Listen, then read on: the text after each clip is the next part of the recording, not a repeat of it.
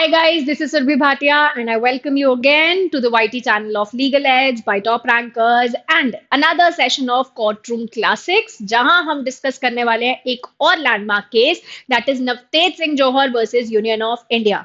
एक ऐसा केस जिसने अगेन हमारे बहुत पुराने कानून आईपीसी के एक सेक्शन को तो हटाया ही, एट द सेम टाइम जो एलजीबीटीक्यू कम्युनिटी थी यहां पर उनको एक डिग्निटी मिली, राइट्स मिले और homosexual relations, consensual relations, consent के थ्रू रिलेशंस बनाने का एक हक मिला। तो अपने आप में एक लैंडमार्क जजमेंट है जिसने प्रिवेसी के एस्पेक्ट्स को स्ट्रॉन्ग किया, एलजीबीटीक्यू कम्युनिटी के राइट्स के एस्पेक्ट को स्ट्रॉन्ग किया। तो समझते हैं सेक्शन क्या था, क्या यहाँ पे कंट्रोवर्सी थी, क्या केसेस इन्वॉल्व थे। वेरी क्विकली, सबसे पहले यहां पर मुद्दा है सेक्शन 377 का। है क्या सेक्शन 377? इंडियन पीनल कोड 1860 जो लागू हुआ था 1862 में, उसका सेक्शन 377 ये कहता था कि कोई भी अगर अपनी मर्जी से कार्नल इंटरकोर्स एज इन कोई भी एक ऐसा सेक्सुअल इंटरकोर्स करता है against the course of nature with any man, women और एनिमल, ऐसे इंसान को सजा मिलनी चाहिए। कितनी सजा? 10 साल से लाइफ इंप्रिजनमेंट तक की सजा हो सकती है अलोंग विद अ फाइन।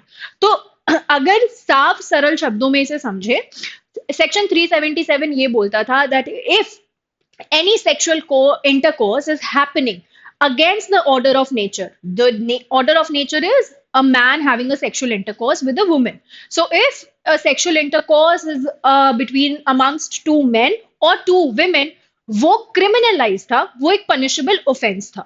अब 1860 की आइडियोलॉजी, 1860 की सोसाइटी और आज की सोसाइटी में काफी ज्यादा अंतर है।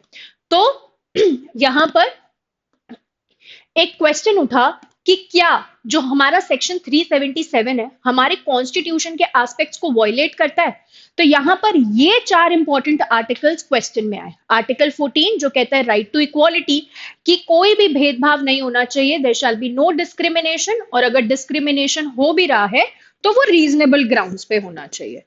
तो यहां पर चॉइस ऑफ समवंस पार्टनर, कि किसी का पार्टनर कौन है, मैन है या वुमेन है, क्या वो बेसिस ऑफ डिस्क्रिमिनेशन मेरा आर्टिकल 14 को वायलेट करता है या फिर वो बेसिस ऑफ डिस्क्रिमिनेशन सही है। आर्टिकल 15 की कोई डिस्क्रिमिनेशन नहीं होना चाहिए ऑन ग्राउंड्स ऑफ सेक्स।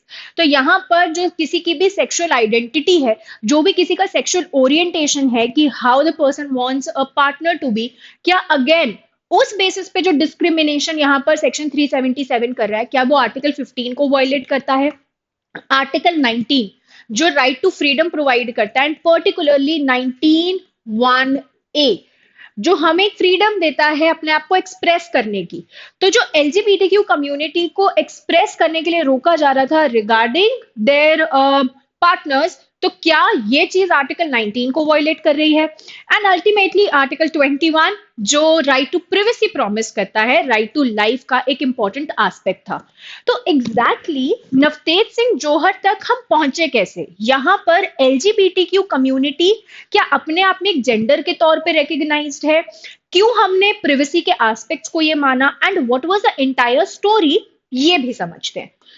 तो यहां पर सितंबर 6, 2018 एक 5 जज बेंच ने सेक्शन 377 को अनकॉन्स्टिट्यूशनल डिक्लेयर कर दिया, और जो सेम सेक्स रिलेशंस है बिटवीन कंसेंटिंग अडल्ट्स, तो अगर कभी भी कोई माइनर किसी भी ऐसे सेक्सुअल इंटरकोर्स में जा रहा है, that is still an offence. But अगर मैं बात करूं कंसेंटिंग अडल्ट्स की, they can definitely engage into same sex relations. तो यहां पर this was an important judgement जिसने सेम सेक्स रिलेशंस को एक इंपॉर्टेंट कॉन्स्टिट्यूशनल स्टेटस दिया।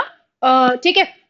अब यहां पर इफ यू रिमेंबर, तो हमने केस डिस्कस किया था Joseph shine versus Union of India, वो भी कुछ आई गेस 5 या 6 सितंबर के आसपास ही था। तो 2018 में सुप्रीम कोर्ट के काफी लैंडमार्क जजमेंट्स आए थे इन regarding all these constitutional status. तो अब एग्जैक्टली ये समझते हैं कि इस केस में कौन कौन सा मुद्दा उठा था और किस तरीके से हमारी स्टोरी फॉलो अप हुई थी। तो 2001 से एक्चुअली ये मामला स्टार्ट होता है जिसका डिसीजन आया 2018 में। 2001 में एक प्रैक्टिस स्टार्ट हुई जहां पर एनजीओज जो होमोसेक्सुअल कपल्स हैं उन लोगों को एचआईवी से प्रोटेक्ट करने के लिए यहाँ पर अवेयरनेस क्रिएट कर रहे थे, राइट। तो यहाँ पर उनके खिलाफ एक्शन लिया गया एंड द एनजीओ रिकॉग्नाइज्ड कि पुलिस सेक्शन 377 के बेसिस पे एलजीबीटीक्यू कम्युनिटी को काफी ज्यादा हरास कर रही थी। तो एक केस गया इन दिल्ली हाई कोर्ट, नाज foundation versus government of NCT. 2009 के इस केस में दिल्ली हाई कोर्ट ने क्लियरली ये बोला कि सेक्शन 377 आर्टिकल 14, 15 और 19 का जो एस्पेक्ट है वो वॉयलेट कर रहा है और इसलिए सेक्शन 377 को हटा देना चाहिए। It should be decriminalized. So it was a very big win for the community. तो Naz foundation versus government of NCT as in Delhi ने यहाँ पर डीक्रिमिनलाइज कर दिया, मतलब सेक्शन 377 को हटाने की बात की गई। तो यहाँ पर सुरेश कुमार कौशल ने सुप्रीम कोर्ट में इस डिसीजन के खिलाफ पिटिशन डाली और उन्होंने ये बोला कि ये तो गलत है, यहाँ पर हमारी इंडिया की रिलीजियस मोरालिटी वॉयलेट हो रही है, यहाँ पर सोशल मोरालिटी वॉयलेट हो रही है। किस तरीके का एग्जाम्पल सेट होगा सोसाइटी में इस तरीके के रिलेशंस को अलाउ करने के लिए। एंड सुप्रीम कोर्ट ने भी ये बातें अग्री की और सुप्रीम कोर्ट ने ये बोला कि 170 इतने साल पुराना जो हमारा ये लॉ है उसमें आज तक 200 से 200 या 250 लोग ही बस अरेस्ट हुए होंगे एंड ये कम्युनिटी काफी ही छोटी कम्युनिटी है। तो इसमें इन्वॉल्वमेंट या इंटरफेयर करने का हक कोर्ट का बिल्कुल नहीं है। There is no aspect of judicial review. Judicial review होता है कोर्ट की power to review the actions of legislature and executive. तो इस लॉ पे क्या सही है क्या गलत है इसमें कोर्ट जवाब नहीं दे सकता है, कोर्ट इंटरफेयर नहीं कर सकता है, ये हक होगा पार्लियामेंट का। तो यहां पर सुरेश कौशल वर्सेस नाज फाउंडेशन 2013 के केस में सुप्रीम कोर्ट ने दिल्ली हाई कोर्ट का डिसीजन ओवर रूल किया और सुप्रीम कोर्ट ने यहां पर यह बोला कि सेक्शन 377 बिल्कुल सही है। अब जब 2013 का ये केस आया, इन्होंने बोला that it is just a small community, तो इनके राइट्स में इंटरफेयर करने का हक सुप्रीम कोर्ट का नहीं है। तो एक काफी ज्यादा क्वेश्चनेबल एस्पेक्ट आ गया एंड काफी सारी पिटिशंस फाइल हुई। तब एक भरतनाट्यम डांसर नवतेज सिंह जौहर, उन्होंने भी एक पीआईएल फाइल की अगेंस्ट दिस सेक्शन 377। क्यों? क्योंकि यहां पर इन दो इंपॉर्टेंट जजमेंट्स ने बहुत एक अच्छा प्रेसिडेंट सेट किया था अपनी कंट्री में। पहला था NALSA versus Union of India, एक जियो पे सीरीज भी आई थी ताली। It was also based on this particular case only, कभी टाइम मिले तो जरूर देखना। तो 2014 के इस केस में सुप्रीम कोर्ट ने ट्रांसजेंडर्स को एज थर्ड जेंडर रिकॉग्नाइज किया था कि इनका भी अपना एक हक है। At the same time KS. Puttaswamy का केस तो आप सबको पता ही होगा। यहां पर यह बोला गया था कि राइट टू प्रिवेसी आर्टिकल 21 का एक इंपॉर्टेंट हक है और किसी का भी sexual orientation as in how the person perceives himself as, just because a person is born as a man, क्या वो एक मैन की तरह ही जिंदगी बिताना चाहता है और the person wants to consider himself as a woman and vice versa, वो है उसका sexual orientation. Being a man, how a person wants the partner to be man और वुमन, ये है उस पर्सन का सेक्सुअल ओरिएंटेशन। तो सेक्सुअल ओरिएंटेशन भी प्रिवेसी का एक इंपॉर्टेंट एस्पेक्ट है, ये भी बताया के.एस. पुट्टास्वामी में। तो अब हमारे पास दो सिचुएशंस है। एक तरफ है सुरेश कौशल का केस जहां पर सुप्रीम कोर्ट ने बोला है कि छोटी सी कम्युनिटी है, कोई हक नहीं मिलना चाहिए, पार्लियामेंट देख लेगी कि सेक्शन 377 का क्या करना है। और दूसरी तरफ है ये दो इंपॉर्टेंट जजमेंट्स जहां पर किसी का sexual orientation, a person belonging to the third gender, इनको राइट्स मिलना स्टार्ट हो गए थे। कोर्ट्स ने थर्ड जेंडर की तरह रिकॉग्नाइज कर लिया था ट्रांसजेंडर्स को। जब ये पिटिशन अब सुप्रीम कोर्ट पहुंची in Navtej Singh Johar versus Union of India, तो सुप्रीम कोर्ट ने कंप्लीटली ये रिकॉग्नाइज किया कि सेक्शन 377 गलत है।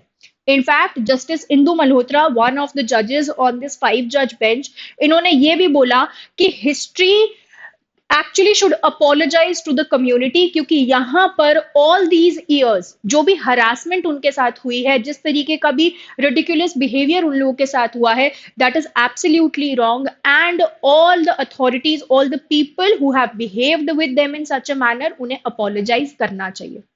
तो अल्टीमेटली सुप्रीम कोर्ट ने ये माना कि लॉ रिलीजियस या सोशल मोरालिटी से काफी ऊपर है। ठीक है, यहां पर जो हमने एक डिस्क्रिमिनेशन का ग्राउंड बनाया था, किसी का सेक्सुअल ओरिएंटेशन, किसी का चॉइस ऑफ पार्टनर, ये उसका राइट टू प्रिवेसी वायलेट कर रहा था, ये उसका right to freedom of expression violate कर रहा था, और ये बेसिस ऑफ डिस्क्रिमिनेशन बिल्कुल रैंडम है, बिल्कुल गलत है, रीजनेबल क्लासिफिकेशन में नहीं आता, तो ये आर्टिकल 14 का भी वायलेशन है। और सुप्रीम कोर्ट का ये मानना कि ये तो बस एक छोटा सा सेक्शन है, इनके राइट्स के बारे में पार्लियामेंट सोच लेगी, ये अपने आप में काफी गलत डिसीजन था सुप्रीम कोर्ट का। यहां पर 5 जज बेंच ने ये रेक्टिफाई किया कि भले छोटा सा सेक्शन ऑफ सोसाइटी है, बट स्टिल उनके हक हैं, स्टिल उनके राइट्स को रिकॉग्नाइज करना चाहिए, एंड उनको प्रोटेक्ट करने का काम सुप्रीम कोर्ट का है। तो यहां पर फाइनल स्टेटस जो सेक्शन 377 का आया after Navtej Singh Johar, that any consensual sexual intercourse between homosexuals, वो अब एक ऑफेंस नहीं है, वो अब एक अपराध नहीं है, it is absolutely allowed. But अगर मैं सेक्शन 377 की बात करूं, तो सेक्शन 377 कंप्लीटली नहीं हटा, उसका कुछ एक हिस्सा डेफिनेटली एग्जिस्ट करता था आईपीसी में। क्या कि अगर कोई भी नॉन कंसेंशुअल सेक्सुअल इंटरकोर्स है, वो अभी भी क्रिमिनलाइज्ड है, नॉन कंसेंशुअल एक्ट अभी भी क्रिमिनलाइज्ड है, bestiality is still criminalised, child abuse is still criminalized, as in any sexual intercourse with animals, any non-consensual intercourse between humans, and any kind of child abuse। अगर miners के बीच में कोई भी consensual चाहे homosexual relation है, वो नवतेज सिंह जोहर ने decriminalise नहीं किया, वो आईपीसी के अंतर्गत अभी भी एक क्रिमिनल ऑफेंस थे। अब आईपीसी को रिप्लेस किसने किया? बीएनएस ने। अब हैरानी की बात यह है कि भारतीय न्याय संहिता में नॉन कंसेंशुअल एक्ट्स की भी कोई जगह नहीं है। भारतीय न्याय संहिता ने ना तो कंसेंशुअल सेक्सुअल इंटरकोर्स को क्या कहते हैं ऑफेंस माना, और ना ही नॉन कंसेंशुअल इंटरकोर्स को ऑफेंस माना। और अगर हम रेप की डेफिनेशन भी देखें, तो रेप में भी only a women can file a case against a man, तो वो भी जेंडर न्यूट्रल नहीं है। तो ये एक काफी बड़ा गैप था, जिसके लिए इनफैक्ट पिटिशंस भी गए थे सुप्रीम कोर्ट में, एंड सुप्रीम कोर्ट ने यहाँ पे पिटिशनर को ये कहा था कि आप पार्लियामेंट जाइए, वहां parliament as in the legislature can do things upon this, supreme court yahan par direct nahi kar sakta hai, right? So this was the classic courtroom case of Navtej Singh Johar versus Union of India. What are your opinions on this? इसके बाद same sex relations को recognise करने के बाद same sex marriage का भी मुद्दा उठा, सुप्रीम कोर्ट ने उसे रिकॉग्नाइज करने से अभी मना कर दिया।